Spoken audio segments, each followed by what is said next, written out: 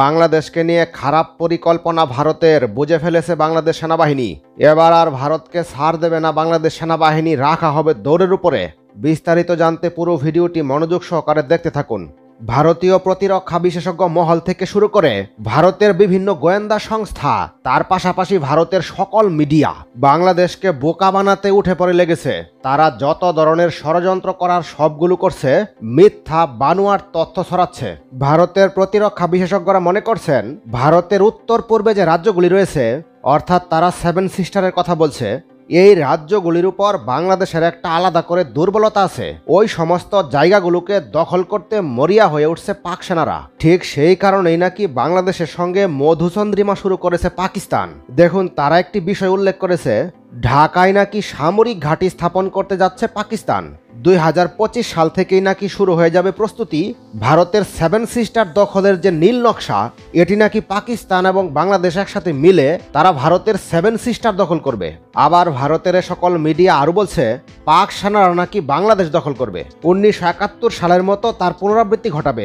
এই দুইটি খবর যখন একসাথে প্রকাশ করা হয়, তখন যারা একটু হলেও বুদ্ধিমান তাদের মনে কিন্তু একটি প্রশ্ন আসবে, পাকিস্তান যদি বাংলাদেশকে দখল করতে আসে, তাহলে বাংলাদেশ এবং পাকিস্তান মিলে সেভেন সিস্টার দখল করবে কিভাবে? পাকিস্তান যদি বাংলাদেশ দখল করতে আসে, তাহলে পাকিস্তান এবং বাংলাদেশের মধ্যে তো যুদ্ধ শুরু হবে এবং তাদের মধ্যে তো মিলই থাকবে না।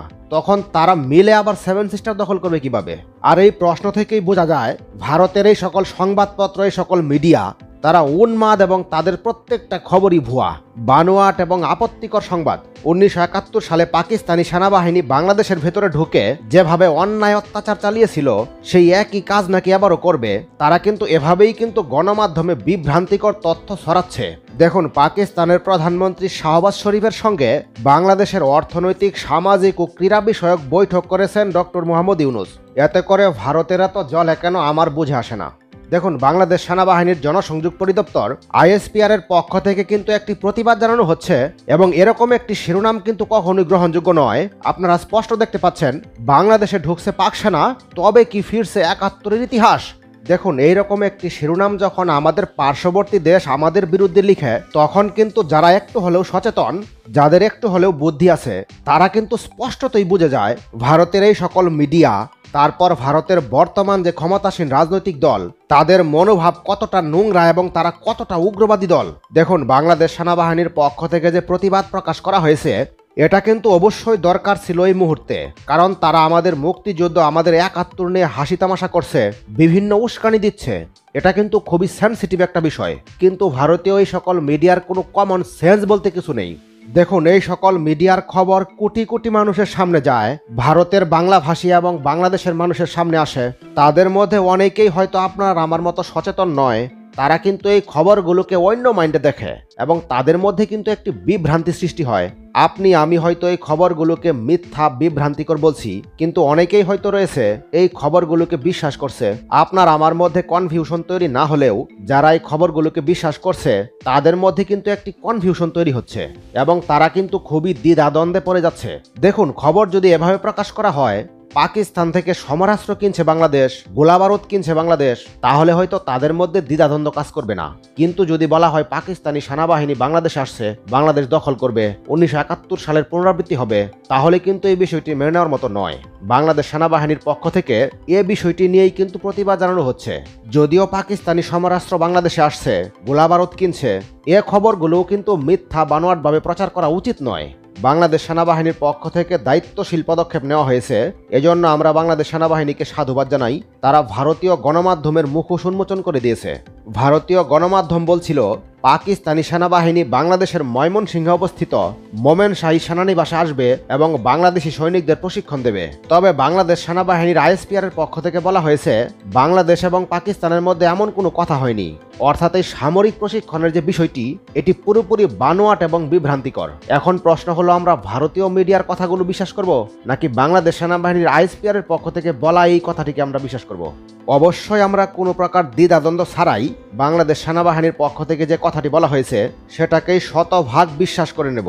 দেখুন, বাংলাদেশি কোনো মিডিয়া কিন্তু ভারতের সেনা সদস্যদের উপর কোনো বিভ্রান্তিকর তথ্য ছড়ায় না।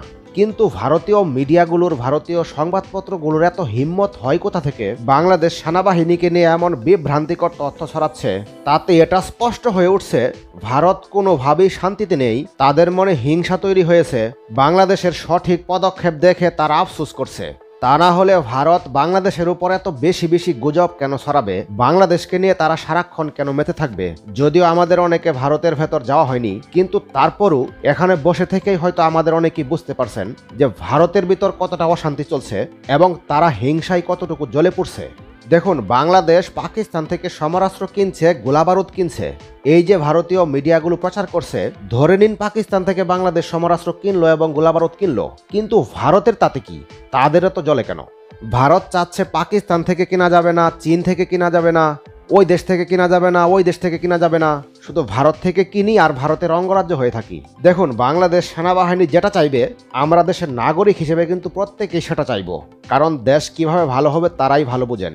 সেনাবাহিনী যেহেতু প্রতিবাদ করেছে, মিথ্যা বানোয়াট খবর বলেছে, সুতরাং আমরাও এটা বিশ্বাস করব মিথ্যা বানোয়াট খবর। দেখুন, পাকিস্তানি সৈন্যরা বাংলাদেশে এসে সামরিক প্রশিক্ষণ দিবে, এটা যে ভারতীয় এই সকল মিডিয়া প্রচার করছে। এখন প্রশ্ন হলো, পাকিস্তানি সৈন্যরা বাংলাদেশে এসে সামরিক প্রশিক্ষণ দিবে, কিংবা চীনা সৈন্যরা আসুক, কিংবা যুক্তরাষ্ট্র থেকে আসুক, কিংবা রাশিয়া থেকে আসুক, ভারতের সমস্যা কোথায়? দেখুন, এখানে যদি পাকিস্তানের বদলে চীনা সৈন্যের কথা বলা হতো, তাহলে হয়তো 1971-এর সেই ইতিহাসটার কথা এখানে সামনে আসতো না। যেহেতু পাকিস্তানি সৈনিকের কথা বলেছে এবং 1971 সালের যে পুনরাবৃত্তি, সেই ইতিহাস নিয়ে টান দিয়েছে, তাই বাংলাদেশ সেনাবাহিনী আর প্রতিবাদ করছে। এটা করা উচিত ছিল এবং উচিত আছে এবং ভবিষ্যতেও উচিত থাকবে। দেখুন, বাংলাদেশ সেনাবাহিনী তাদের প্রতিবাদে বলেছে তারা বিশ্বের বিভিন্ন দেশ থেকে সমরাস্ত্র ক্রয় করে, গোলাবারুদ ক্রয় করে এবং বিভিন্ন দেশের সাথে তাদের ছাত্র এবং ট্রেনিং সম্পন্ন করে। ভারতের এই সকল কর্মকাণ্ডে স্পষ্ট বোঝা যাচ্ছে তারা চাচ্ছে বাংলাদেশ ভারতের উপর নির্ভরশীল থাকুক, ভারতের সৈনিকেরা বাংলাদেশের সৈনিকদেরকে প্রশিক্ষণ দেবে, বাংলাদেশের কাছে সমরাস্ত্র বিক্রি করবে, এমনকি চাচ্ছে বাংলাদেশের কোনো সমরাস্ত্রেরও প্রয়োজন নেই, কোনো সৈনিকেরও প্রয়োজন নেই। অর্থাৎ ভারতের সমরাস্ত্র এবং ভারতের সৈনিকই হবে বাংলাদেশের। অর্থাৎ বাংলাদেশ ভারতের একটি অঙ্গরাজ্য হয়ে থাকবে। কিন্তু 1971 সালে বাংলাদেশ পাকিস্তান থেকে আলাদা হয়েছিল এবং বর্তমানে কিন্তু বাংলাদেশ ভারতের কবলে আবদ্ধ। সুতরাং বাংলাদেশের আরেকটি স্বাধীনতা দরকার। আর এই স্বাধীনতাটি যুদ্ধের মাধ্যমে আসবে না, এই স্বাধীনতাটি আসবে ভারত মুক্ত বাংলাদেশের মাধ্যমে। কিন্তু ভারত চাচ্ছে বাংলাদেশের সঙ্গে একটি যুদ্ধ বাঁধিয়ে দিতে, যার ফলে তারা এইরকম ষড়যন্ত্র শুরু করেছে। বাংলাদেশ একটি স্বাধীন রাষ্ট্র, বাংলাদেশের নতুন করে স্বাধীন হওয়ার কোনো কিছু নেই। শুধু ভারতের কবল থেকে বের হতে পারলেই, অর্থাৎ ভারতের হস্তক্ষেপ থেকে বের হতে পারলেই, অর্থাৎ ভারত যাতে বাংলাদেশের উপর কোনো বিষয়ে নাক না গলায়, তখনই কেবল শতভাগ স্বাধীন একটি দেশ হবে বাংলাদেশ। তবে ভারত কোনোভাবেই এটা চাচ্ছে না, যার কারণে তারা উঠে পড়ে লেগেছে বাংলাদেশের সাথে একটি যুদ্ধ বাঁধিয়ে দিতে। কারণ ভারত কোনোভাবেই শান্তিতে নেই, তাই তারা চাচ্ছে বাংলাদেশকে অশান্ত করতে। তবে এটা ঠিক, ভারত কোনোভাবেই তাদের ষড়যন্ত্র সফল করতে পারবে না, কারণ বাংলাদেশের নাগরিক ভারতীয় নাগরিকের চাইতে অনেক বেশি সচেতন, যার প্রমাণ আমরা ইতিমধ্যে পেয়েছি। এ ব্যাপারে আপনাদের মতামত কমেন্টের মাধ্যমে জানিয়ে রাখুন। ভিডিওতে একটি লাইক দিয়ে পরবর্তী নতুন ভিডিও সবার আগে পেতে চ্যানেলটি সাবস্ক্রাইব করে রাখুন।